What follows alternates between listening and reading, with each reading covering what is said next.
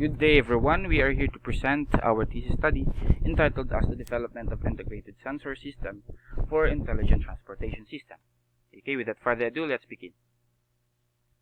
Here are our objectives. We will be integrating sensors such as camera, ultrasonic sensors, rain, temperature and humidity sensors to serve as a data acquisition system.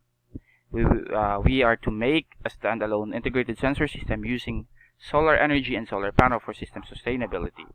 We will be comparing DWT, DCT, and SVD data compression algorithms and evaluate them prior to transmission. So, to evaluate the effectiveness of the designed integrated system in terms of system performance and power sustainability. Okay, and here's the scope and the limitations. We will only be conducting a fully operational system prior to transmission. And here's our conceptual framework wherein we will be integrating the different types of sensors and utilizing the solar panel, charge controller, lead acid battery for the power management system to come up with the designed system for integrated sensor. And here's the system block diagram of the integrated sensor system. The input devices will be the sensors which feeds data to the Raspberry Pi and Arduino Uno microcontroller and display the values on the LCD screen. Here's the actual setup of the system. And here's the block diagram of the power management system wherein the charge controller will be regulating the voltage in ampere or power supplied to the Raspberry Pi microcontroller.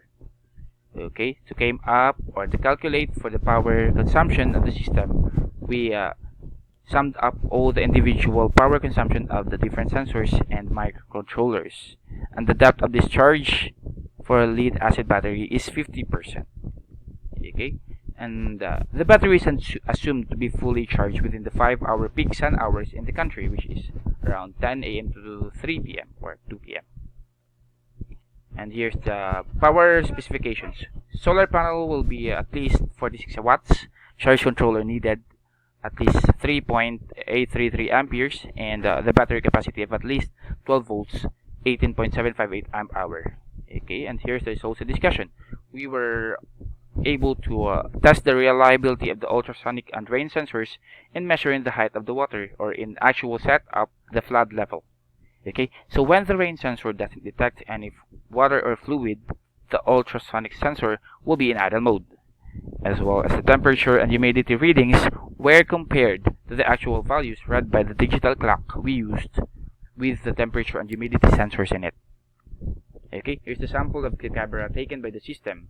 So the captured photos will be stored in a folder together with the text files for the 3 image compression algorithms with the different parameters such as MSE, PSNR compression ratio, and process time values. Okay, so to ensure the quality of the image is within the range of distortion, we used MSE value to decide if it's acceptable for data gathering. Okay, and then here's the compression algorithm parameters. So first one is the MSE value, wherein the lower the MSE value, the better the image compression algorithm. Okay, and the PSNR, or the peak signal to noise ratio, the higher the value of it, the better the quality of the compressed image. And for the measurement of the compression ratio, the higher the compression ratio value, the better the image compression algorithm.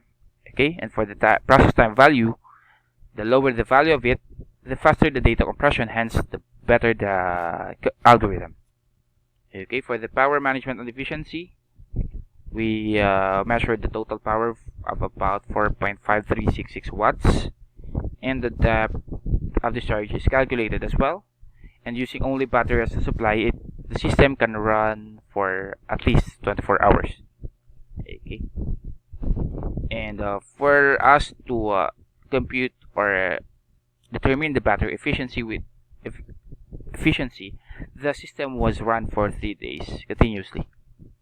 Okay, and here's the conclusion. So the results gathered by the researchers through a series of tests were evident that the developed integrated sensor system design was possible and effective in terms of system performance and power sustainability.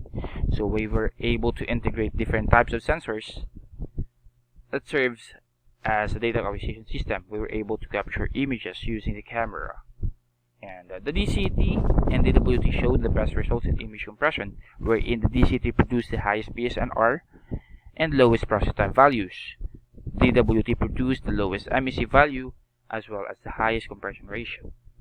So the combination of 12 volts 24 amperes battery and 50-watt solar panel and the solar charge controller worked for the system. So the system was able to run for at least 24 hours with the battery alone. Okay, and for the recommendation, we recommend the use of a hybrid DCT and DW2 algorithms to produce the best or the better results for the image compression. Okay, and to further understand how our system works, here's our demo video. Thank you.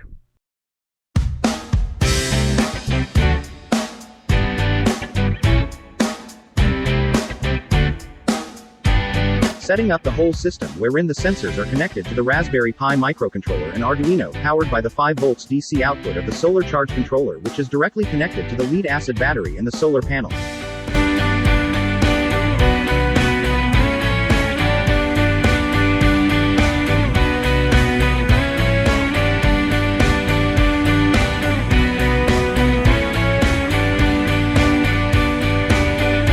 And this is how we run the whole program of the system.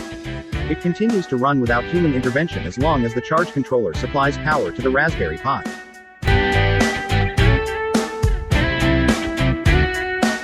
Testing the functionality and reliability of the ultrasonic and rain sensors in measuring the height of the water in the basin. When the rain sensor doesn't detect any water or fluid, the ultrasonic sensor will be in idle mode and the program will output a 0 value which will be displayed on the LCD screen. Humidity and temperature sensor in the camera will continue to gather data and store them in text files.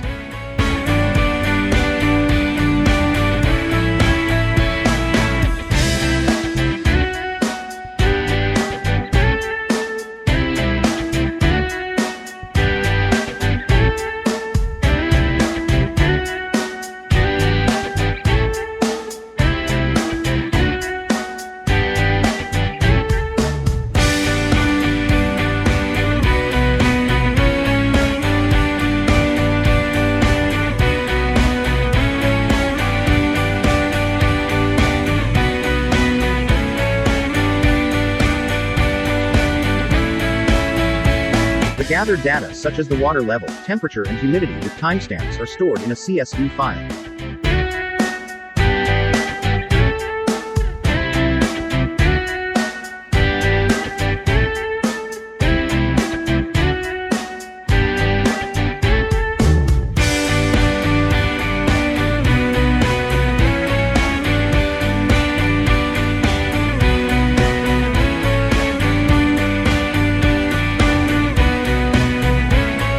And humidity readings of the sensors was then compared to the actual values read by the digital clock with temperature and humidity readings in it.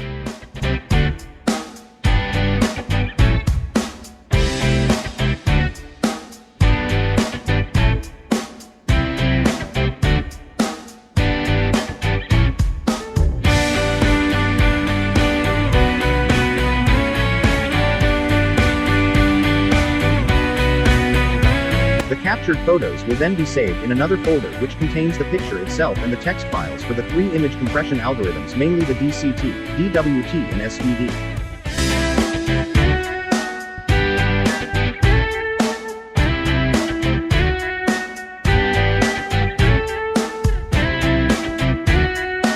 Each image compression algorithm calculates the different parameters used in describing and identifying the type of image compression that was utilized, such as the RMSE value, PSNR, compress ratio and process time values.